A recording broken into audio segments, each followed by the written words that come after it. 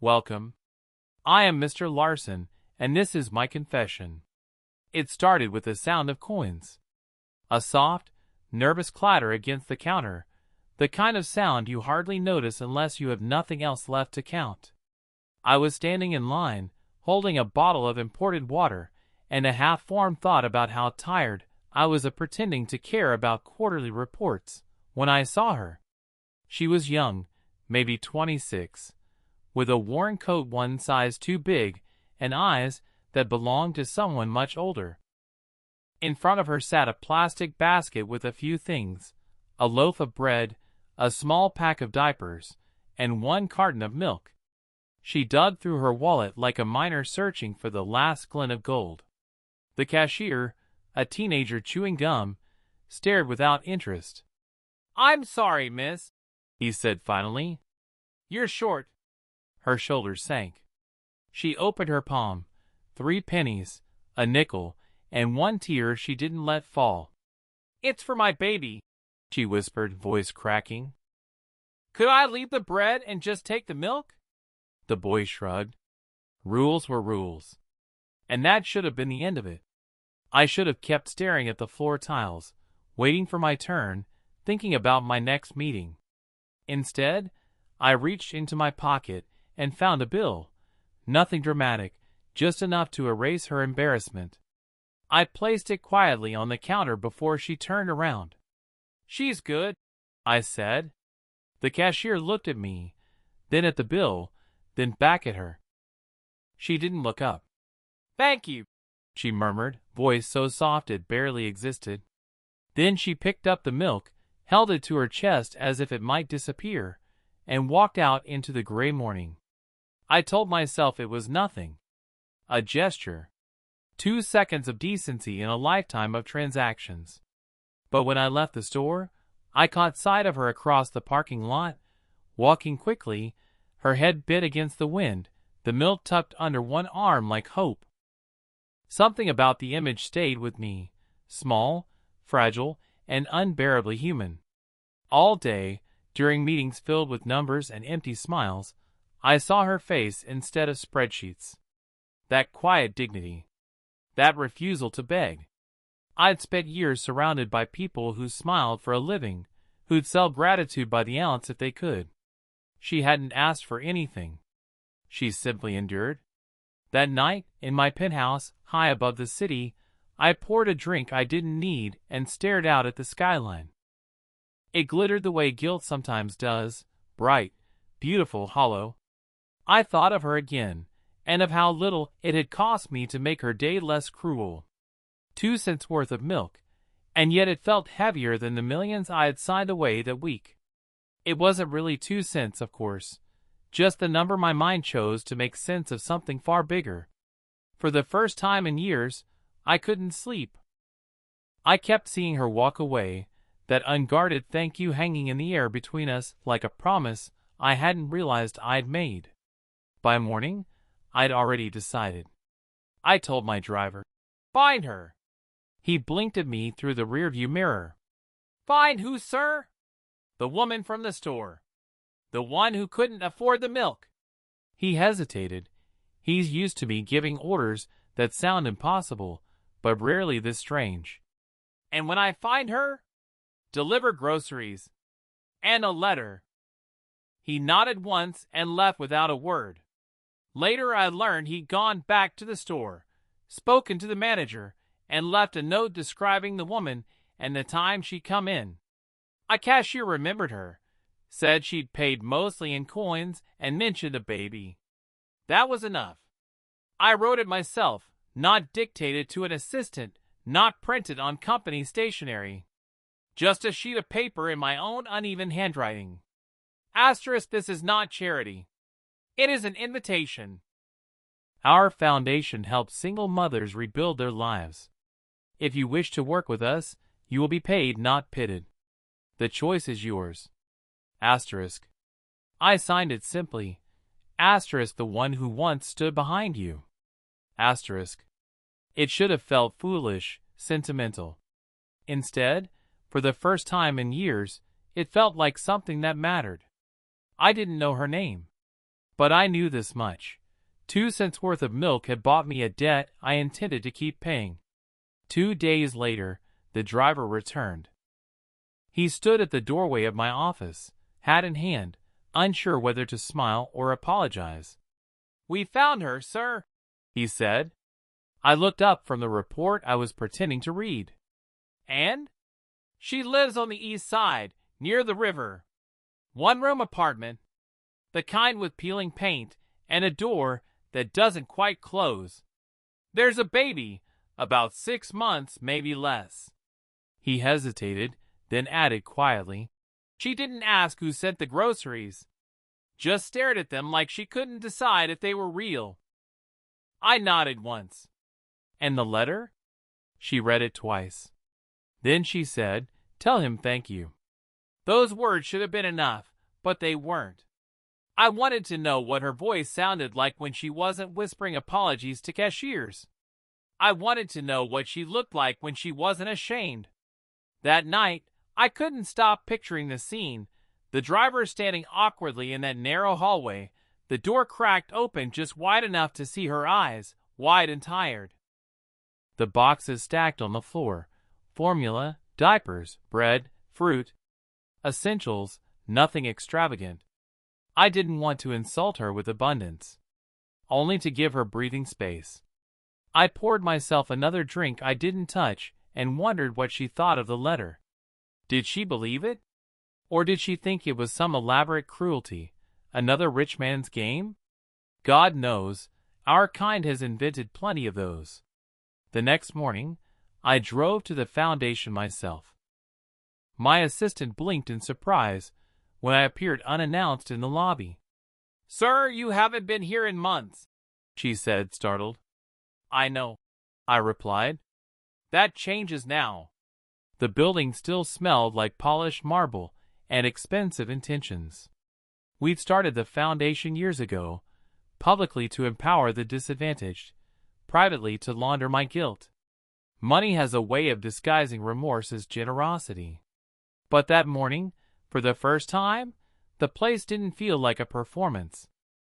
I walked through the quiet corridors thinking of her, Elise, though I didn't know her name yet. I imagined her sitting at a small table, opening that letter, trying to decide whether she could trust a stranger who once paid for her milk. By evening, I instructed the staff to prepare an entry position, nothing symbolic, an actual job. "We'll need someone to help manage the local outreach programs," I said. "Preferably someone who knows what struggle looks like up close." They nodded politely, assuming this was another publicity stunt. Maybe it was. Maybe it wasn't. I wasn't sure myself. That night, the city pressed its neon reflection against my windows. I sat in the dark, the unopened bottle still beside me, and thought about how absurd it was that a billionaire couldn't stop thinking about a woman who counted coins at a grocery store. But there was something about her, the way she clutched that carton, the quiet pride that survived even humiliation, that refused to fade. I'd built my life on calculations, but for once, I couldn't quantify this feeling. Maybe it wasn't charity. Maybe it was hunger of a different kind, the need to do one thing right, not for headlines or absolution, but because she deserved to be seen. When I finally went to bed, the letter's closing line echoed in my mind like a promise. Asterisk, the one who once stood behind you. Asterisk. For the first time in years, I wondered what it might feel like to stand beside someone instead.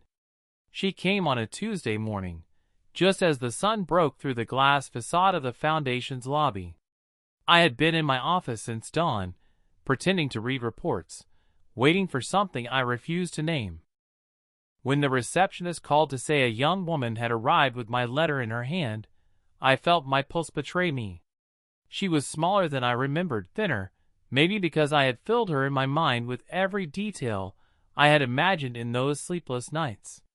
She wore a pale blue coat that had once been elegant, now frayed at the cuffs. In her arms, a folder clutched like armor. "Mr. Larson?" she asked when I stepped forward. Her voice was quiet but steady. "Elise, I said before she could introduce herself. I had learned her name from the driver's notes, but saying it aloud felt different, too personal for two strangers standing under fluorescent lights. I came about the letter, she said. I don't want charity. Good, I replied. Neither do I. She blinked, uncertain, then followed me down the hallway. Her footsteps were light but quick, the walk of someone used to being told to hurry. I showed her the open office space, rows of desks, the hum of computers, polite smiles from people who wore empathy like a uniform.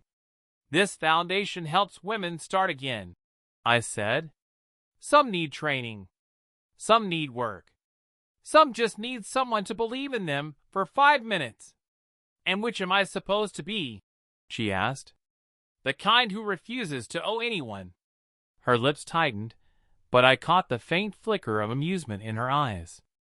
That seems accurate. I told her about the position, assistant to our outreach coordinator, part-time at first, flexible hours. Modest pay, enough to cover rent and food without shame. She listened carefully, asking questions that cut through the usual charity platitudes. So this isn't a handout disguised as employment? She asked. No, I said. It's work. Hard work if you want it. She considered me for a long moment, like she was weighing not just the offer, but the man behind it. Finally, she nodded. I'll try. That word, try, stuck with me. It wasn't acceptance. It was a challenge. When she left my office, the air felt different, less sterile. I watched from the window as she crossed the courtyard, head high despite the weight of everything she'd been through. That evening, I stayed late, something I hadn't done in years. I walked the empty halls, stopping by the desk that would soon be hers. It faced a window overlooking the city, a view of movement and noise, and a world she had been surviving on the edge of. I imagined her sitting there, her hair catching the late light, her hands busy with purpose. What unsettled me most was not attraction, it was recognition.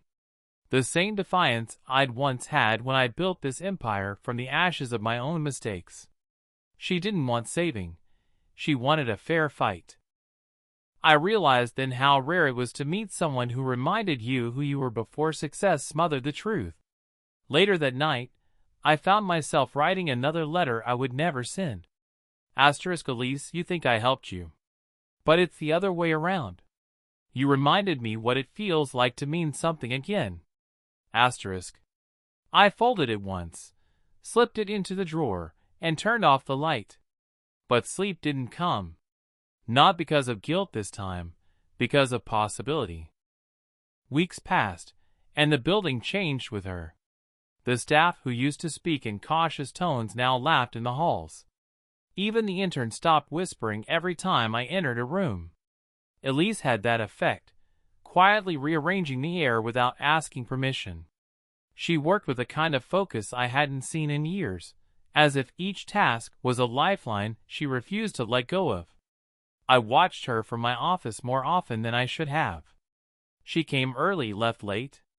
Never complained. Never tried to impress. When people praised her, she only smiled politely, the way someone does when they've learned that gratitude can be dangerous. One evening, I walked past her desk long after everyone else had gone. She was still there, surrounded by files and half-finished reports. A single lamp threw a circle of gold light around her. She looked up when she heard me. You do not have to stay this late, I said. I know, she replied. But if I go home, the silence is louder. Something about that sentence landed too close to home. I understand, I said quietly. She smiled faintly, not the polite one, the real one. It lasted a second, but it was enough to make the room feel warmer. Over the next days, I noticed small things. She asked questions about budgets, project allocations, missing receipts. Sharp questions, the kind no one else dared to ask. When I asked why she cared, she said, Because I do not like being lied to. Not by people who claim to help others. She didn't know that half those files carried my signature. One afternoon, she knocked on my door, holding a folder. "May I?" she asked. I gestured to the chair. She sat, crossing her arms over the folder like a shield. "Some of these reports don't add up. Funds were approved for a women's shelter in Michigan, but the address doesn't exist. Same with a youth program in Phoenix." I felt a cold pulse of recognition. My former CFO had handled those accounts years ago, when I still believed trust was a synonym for laziness. "Leave it with me," I said. "I will look into it." Her gaze lingered on me, steady, unreadable. "You already knew, didn't you?" I hesitated. "I suspected."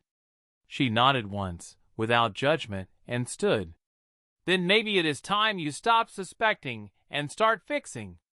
The words should have stung. Instead, they anchored something inside me that had been drifting for years.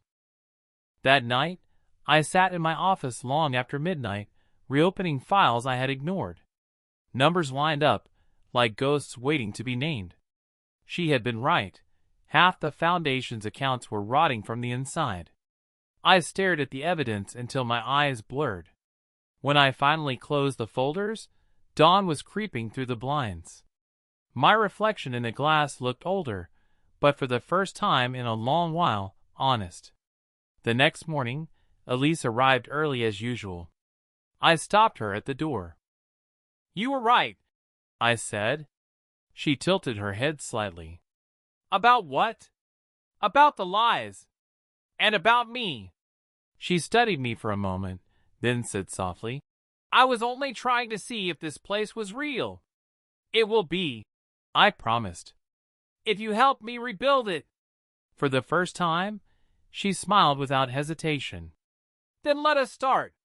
In that instant, I realized I had begun to depend on her, not as an employee, but as a compass. She didn't flatter or obey. She challenged. She believed in truth even when it hurt. And for a man like me, who had lived too long behind glass, that kind of honesty was the most dangerous luxury of all. The storm that night came out of nowhere. The city blurred behind the rain-streaked windows, thunder shaking the old glass of the foundation's top floor.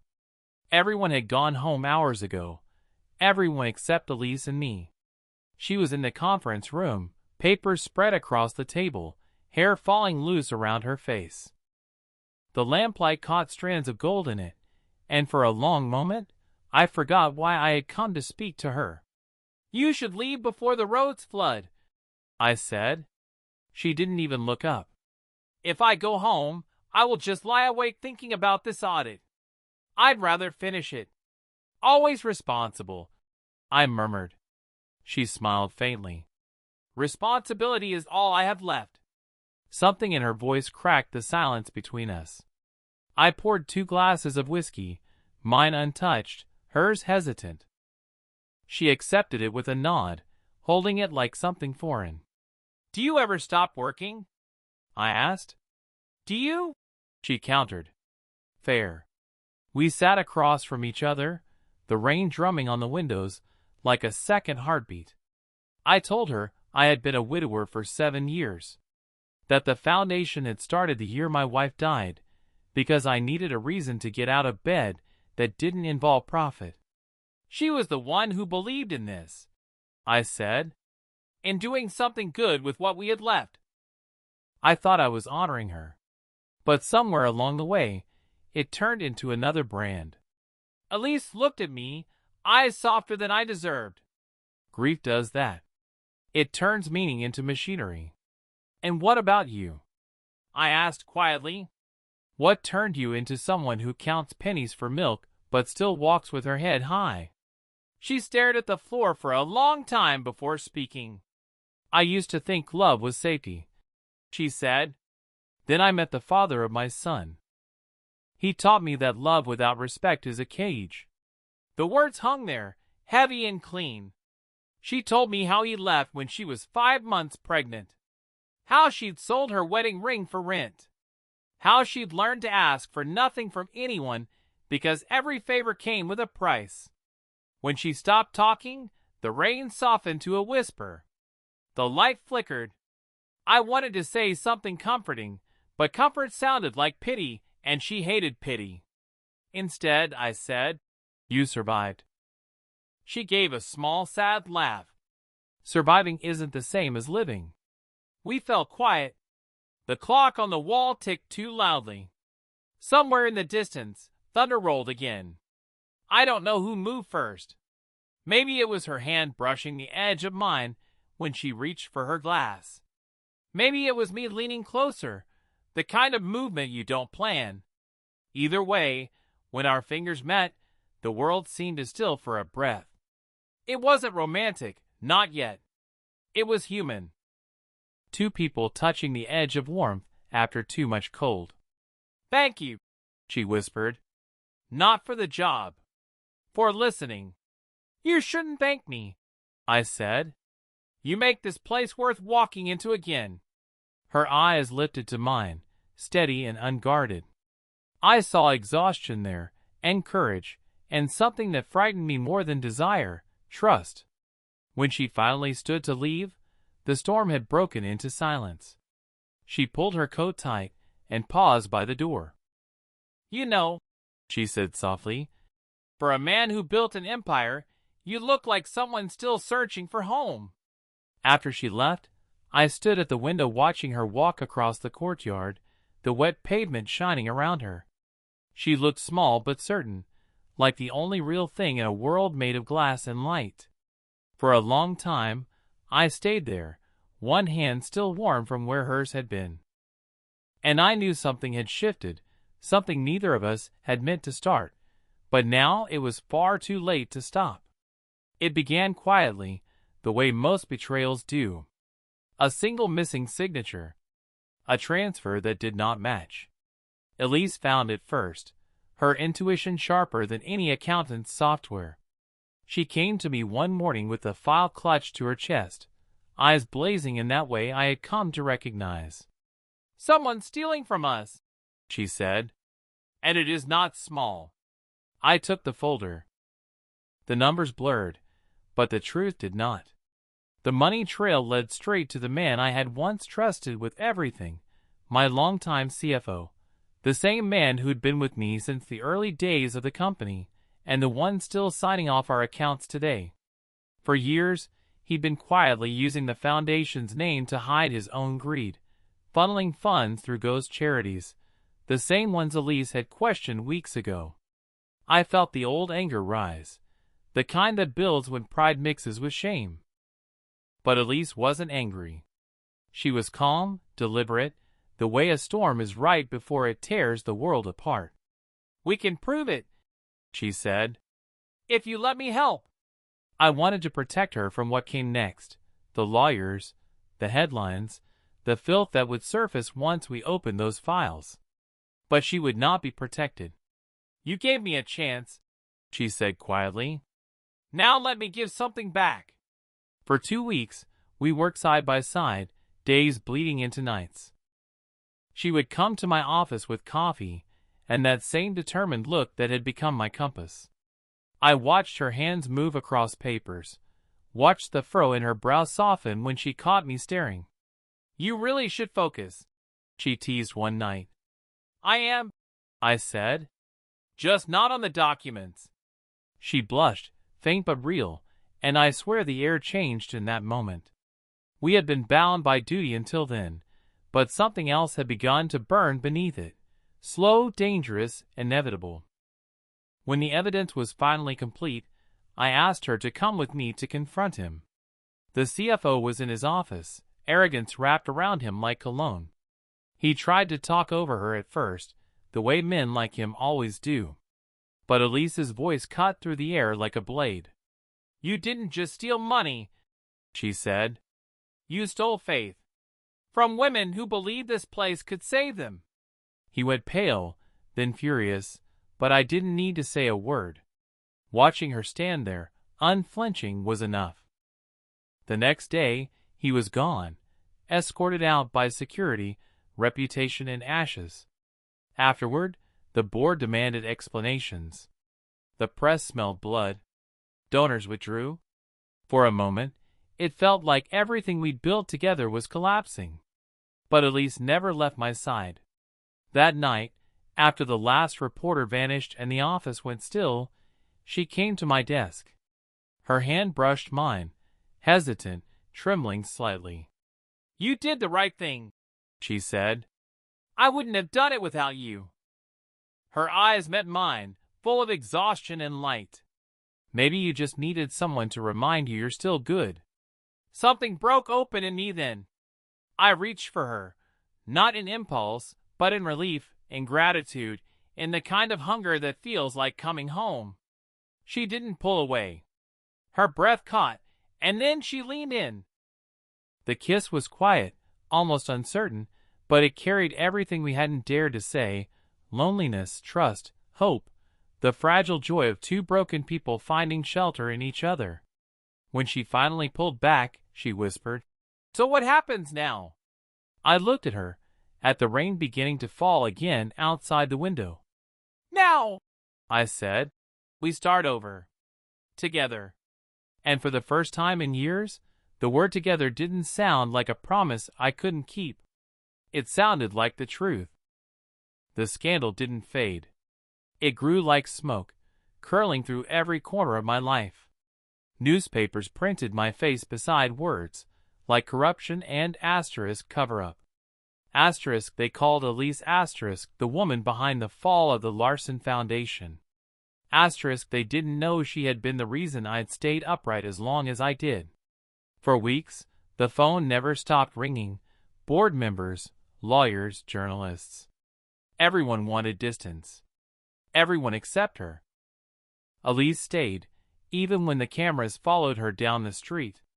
I offered her time off. She refused.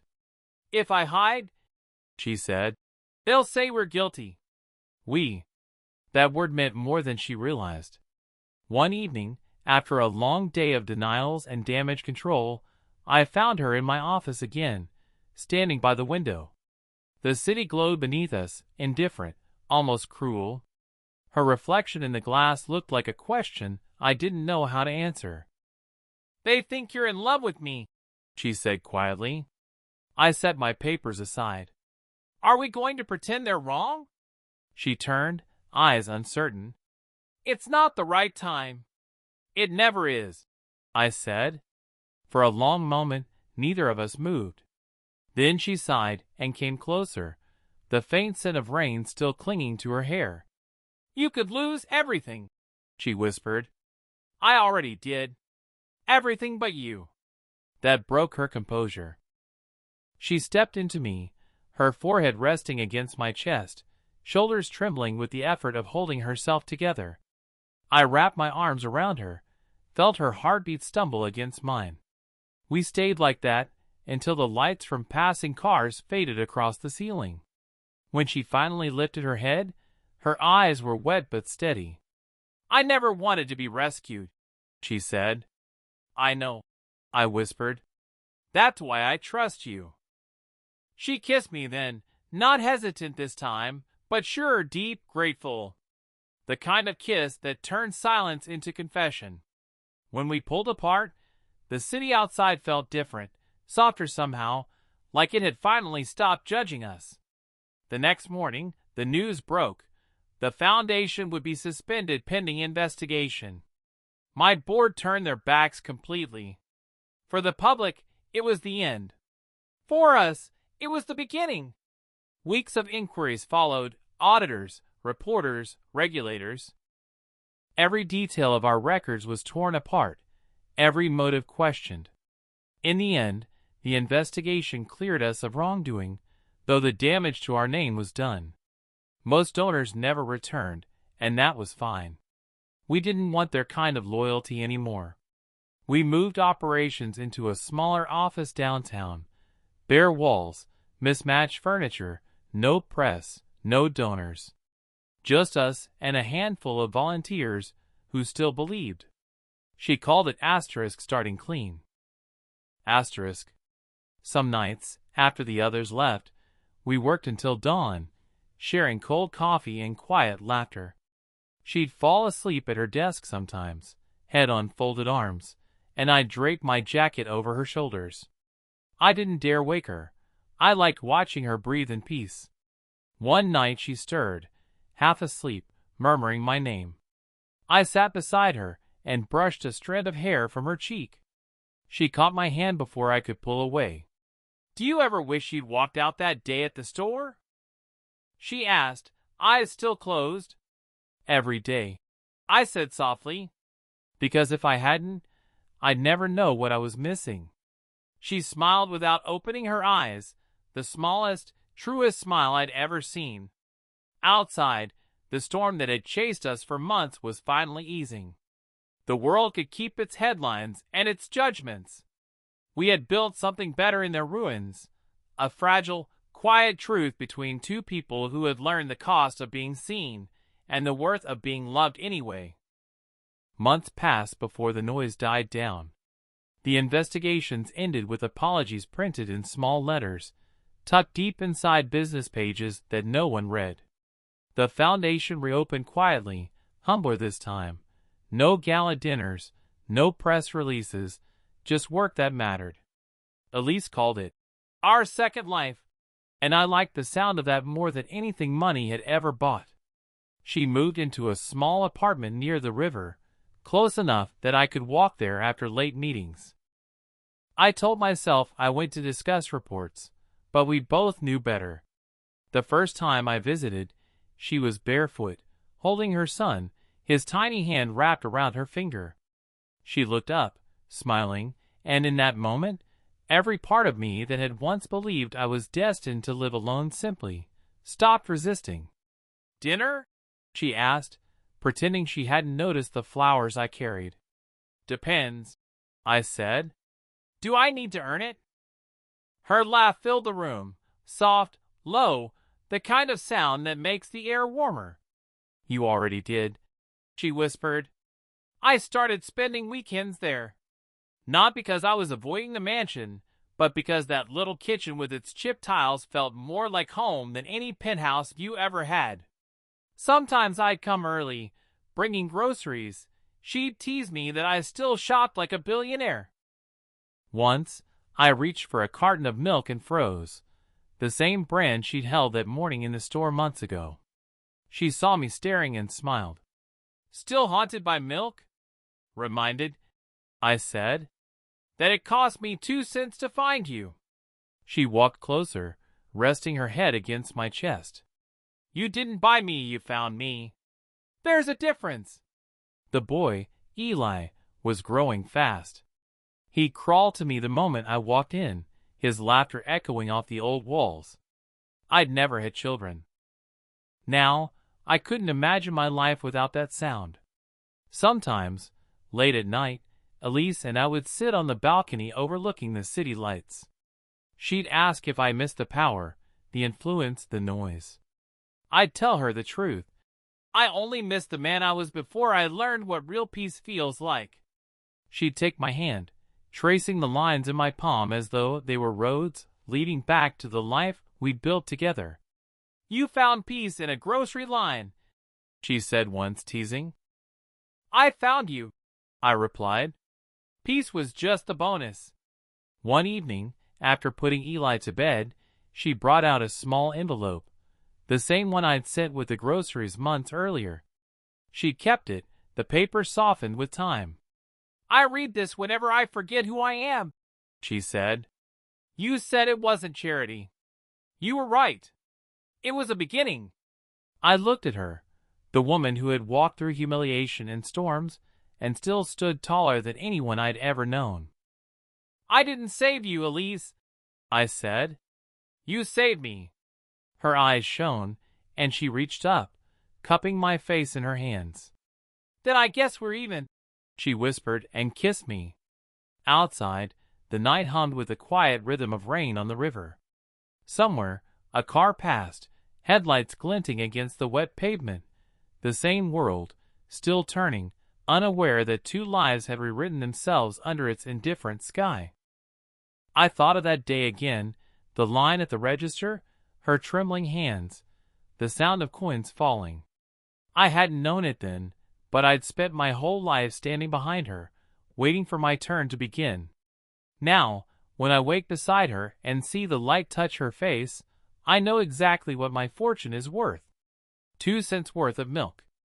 And everything after. Tell me in the comments what you think about this story. Did it move you? And don't forget to like and subscribe to the channel. Rumor says everyone who does will get something good today. Maybe a message. Maybe a smile. Or maybe that small miracle that's already on its way to you.